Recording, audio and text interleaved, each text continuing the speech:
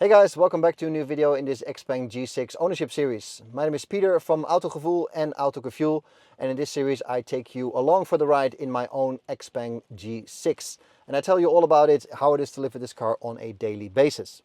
As you can see, we are already in the car at the moment because I want to show you a software feature, mainly the Dashcam feature. Now this feature was not available to me when I bought the car, but it came with a software update this summer.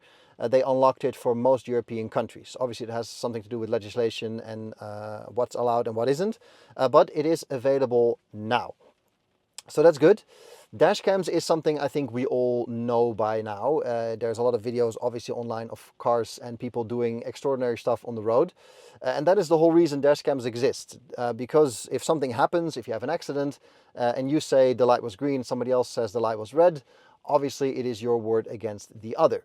But if you have hard video evidence of what happened, there is no disputing what happened. So that is very, very good for any kind of situation where you might have damage or when there's an insurance claim or whatever is going on. Now you can get dashcams in all shapes and sizes. The simple ones just click to your front window and film forward. There's more fancy versions that film also backwards. There's ones with GPS, ones with sound, you name it. But with all modern cars that have so many cameras and sensors around them, there is the option to have them hardwired into your vehicle. This Xpeng is no different. There is a lot of cameras and sensors around the car, and there's of course also hard data coming from the car, and all that is combined into the dashcam. So in this video I want to show you how that works and what you get out of it. I got another camera over here filming the screen so you can actually see what I'm talking about. I will turn that on.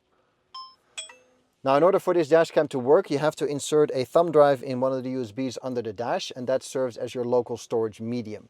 If you don't do that, it doesn't work. So that is something that is necessary, and then you got to turn it on in the menu. I'll show you how that looks like. This is my home screen. We're going to go to apps, and then we're going to go to DVR. You can also see local media here. That's my USB drive. You can also put music on there or movies and watch them on the screen if you want to, but I only use it for dashcam recordings. So we're going to go to DVR, and then we enter the menu and the overview of all my recordings. So the car starts recording as soon as you turn it on and stops recording when you turn it off. There's also a X-Guard security mode that I'll show you in a bit, but the main one is the normal dashcam recordings. So here you can see all my recordings. This is right now, and if we go further back you can see anything from my parking garage, and the date changes here, October 22nd. If you go further back, October 20th, October 19th, you name it, it is all here. So these are all recordings from the car while I was driving. So that is really handy. And of course you want to see how that looks like, what kind of recordings you get back. So I'll select one. So here we have a normal recording, and there's a few extra things to notice because you can see that this is just recording out of my front. Here above you have the speed, you have D. You can see this green symbol, that means my foot is on the accelerator. Next to it is a symbol that will light up red in a second. There, that means I'm braking. Then it's my indicators, my lights, and if everybody's wearing their seatbelt on top of there.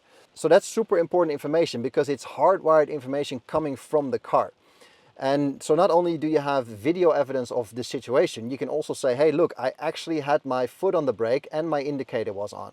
So that is crucial when you have an insurance claim or when there's an incident or something, that you can showcase what you were actually doing alongside with your speed. Now if we tap this and go to surrounding view, you can see a four-way view here, both forward, backwards, and both sides. Now that is also really, really handy because this gives you a lot more context of your actual surroundings. So that is even more information if there is some kind of claim that you can say, hey, this is what was happening around. Somebody came flying out of nowhere with no lights on and went through a red light, because I can see it in my side view. So that is super important and super handy. And if I play this further, you can see that all four of them are moving. Now in order to stitch this together, you have to obviously do a little bit of video editing in some video editing software, but you get the idea that there is a lot of information here. Now if I go back to the menu, you can see there are some emergency recordings here. That's from the X-Guard Sentry mode, protection mode. So when you park your car, you can turn that on in the app, and then the car records around itself when there is something suspicious happening. So from anybody bumping in to somebody coming close to your car or something unsuspected happening. And then it shows up here and it gets saved there. So for example, if you come back to your car and you have a ding in your door or something is broken, you can go in here if you've turned it on and see what happened. Really handy. So you can manage that, manage storage, I'm sure you believe. Then we have the DVR settings. This is the button you use to turn it on. Simple on-off switch. The view that you want. And here you can turn the X-Guard on and also set the sensitivity. If you put it on low, it will record basically anybody sneezing around your car. If you put it on high, it only records something if somebody bumps into your car, for example. So those are your settings. Nothing too crazy, but very easy to use and very easy to set up. Really the only thing you have to do is put the thumb drive in the USB and turn on the driving recorder, and that is all.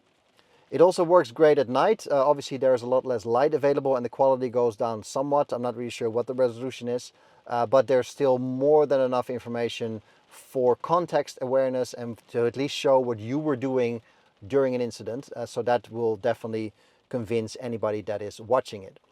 Now, I'm not entirely sure about the legislation here in the Netherlands when it comes to dashcam recordings in terms of privacy and if it's allowed and so on.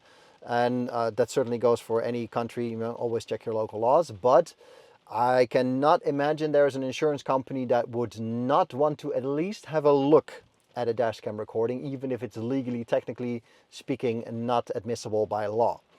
So I think this is a good thing to have, and if you don't have a dashcam that is hardwired into the car like this with all the extra information, definitely get one that you can just stick to your front window, because it is a bit of extra peace of mind, and it's also it's a good thing to have in case of an incident, because those things are always a headache in terms of dealing with it to begin with, but also financially it can be quite a problem if things don't go your way.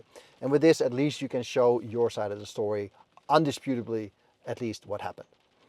That's all I got for you in this video. Thanks for watching. If you want to see the other videos in the ownership series, I'll link the playlist up here.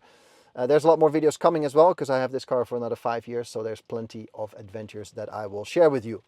For now, thank you very much for watching. Give it a thumbs up if you like it, and I'll catch you guys in the next one. Cheers!